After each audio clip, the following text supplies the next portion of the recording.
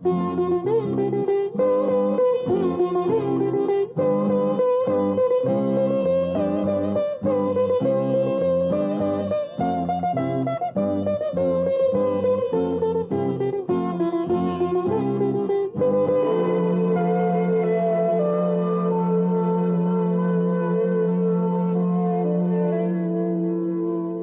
தெருவு போனா பின்னாலேயே வர்றது, கோயில் குளம்னாலும் பின்னாலேயே சுத்துறது.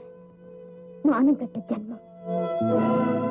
மனுஷனுக்கு ஒரு சொல்லு, மாட்டுக்கு ஒரு சூடு. சொல்றது உரைக்கலனா சூடு எழுத்துருவேன். பொம்பளை பொறுக்கி. இருக்கிற ஊர் சொந்தம், படிக்கிற ஸ்கூல் சொந்தம், 4 மாசம் சொந்தம். இது வரைக்கும் வெளியே சுத்தினது போதாதுன்னு இன்னைக்கு வீட்டு முன்னாடியே வந்து நிக்குது. நாய். என்னடி சொன்ன? நாய் என்ன?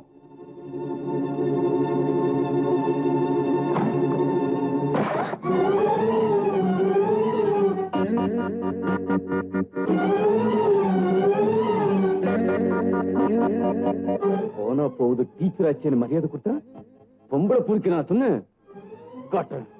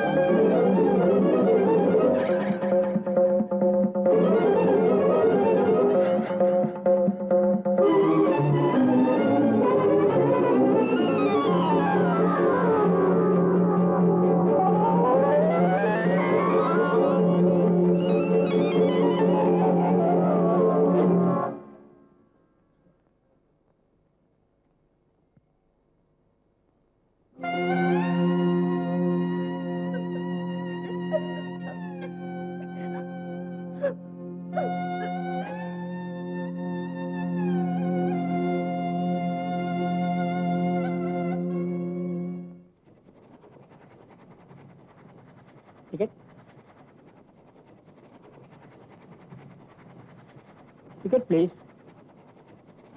உங்களதாம்மா, டிக்கெட்டை கொடுங்க. ஏமா கேட்கறது காதல விழ? டிக்கெட்டை கொடுமா. இருந்தா கொடு, இல்லைன்னா அடுத்த ஸ்டேஷன்ல இறக்கி போலீஸ் ஹேண்ட் ஓவர் பண்ணுவேன். இந்த பொண்ணை பார்த்தா பாவமா இருக்குது. இதுக்கு என்ன கஷ்டமோ ஏதோ, எனக்கு என்னமோ உங்களுக்கு உதவி செய்யணும் போல தோணுது. தயவு செய்து பெனால்ட்டியோடு எவ்வளோன்னு சொல்லுங்க, பணத்தை நான் கொடுத்துட்றேன்.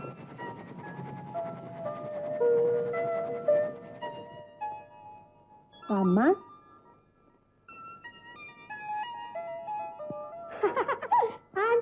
வாங்கடா கண்ணுங்களா. இனி உனக்கு ஒரு குறைவும் வராது கஸ்தூரி. அம்மா வாட்டம் நானு, அக்கா தங்கச்சிங்களாட்டம் இவங்க, அண்ணனாட்டம் அவன். இன்னும் கொஞ்ச நேரத்துல மாமா மச்சா மாதிரி நம்ம சொந்தக்காரங்க எல்லாம் வருவாங்க. எல்லாம் குழந்தைய மேல மாடியில ரூம்ல கொண்டு போய் ரெஸ்ட் எடுக்க வையே. குழந்தை வாடி போயிருக்குது. போடா கண்ணு.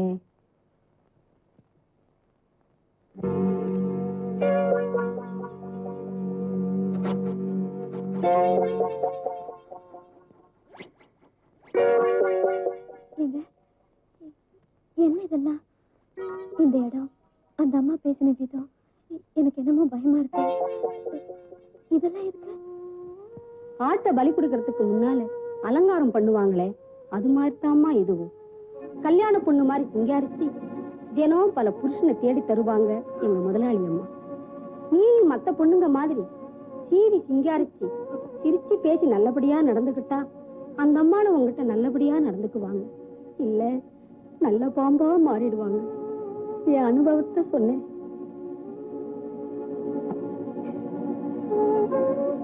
வரம்மா.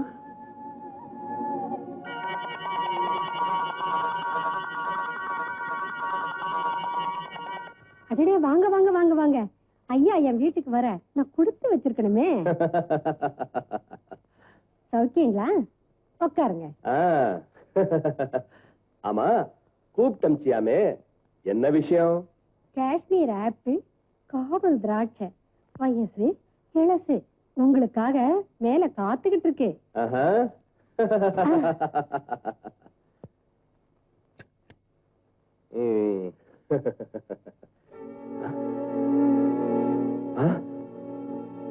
மங்களம், அந்த பொண்ணு தப்பிச்சிட்டா.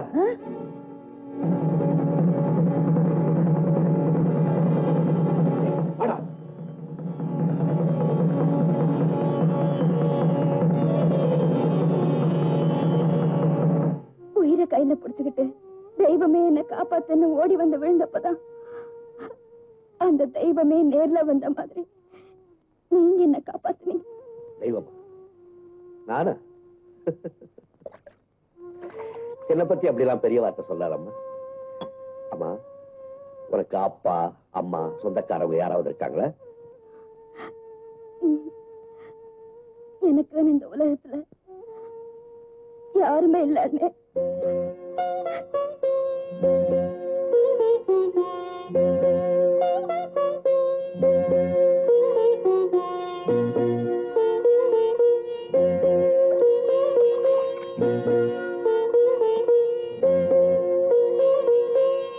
அம்மா,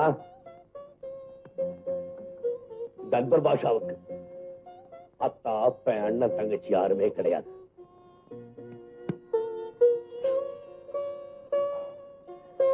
நான் இந்த அடுப்போடையும் நெருப்போடையும் உறவாடுறேன்.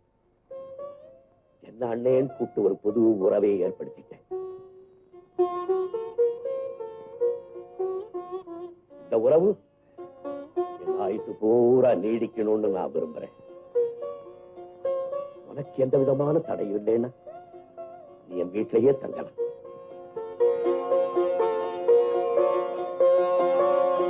இதான் என் வீடு. வா.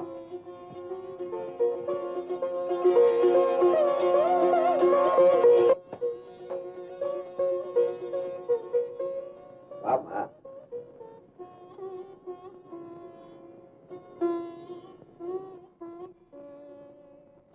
என்னமா அப்படி பாக்குற? இதான் என் வீடு. என் கூட இந்த சேரியில இருக்கிறவங்க எல்லாம் ஒதுங்குறவங்களோ தாழ்ந்தவங்களோ கிடையாது. ஒதுக்கப்பட்டவங்க, தாழ்த்தப்பட்டவங்க. பகல்ல பல கட்சிக்காரர்கள் எங்களை தேடி கொடியோட வருவாங்க. ஆனா ராத்திரில போலீஸ்காரன் தடியோட வருவாங்க. ஏன் எதுக்குன்னு கேட்க முடியாது.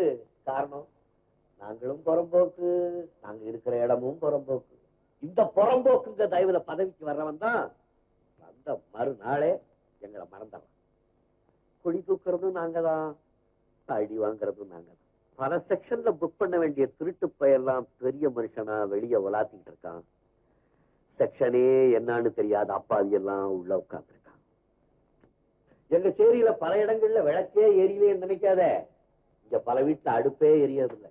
அதனால்தான் சேரியை சுத்தி நிறைய டீ கடையும் ஆப்ப கடையுமா இருக்காங்க. அதுதான் எங்களுக்கு ஆரிய பவான் புகாரி ஹோட்டல் எல்லாம். இப்படித்தான் சிரிக்கணும். இடுக்கன் வருங்கால் நசுக. அடடே, நீ சாப்பிட்டுக்க மாட்டியம்மா?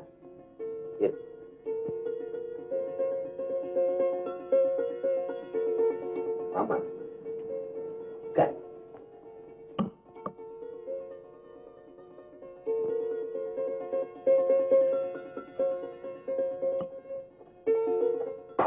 தண்ணி ஊத்துற சாதமும் சுண்ட குழம்பு தான் இருக்கு.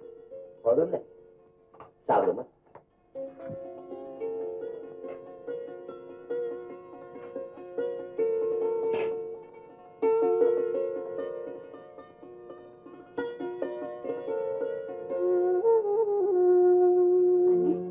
நீங்க சாப்பிட்டா?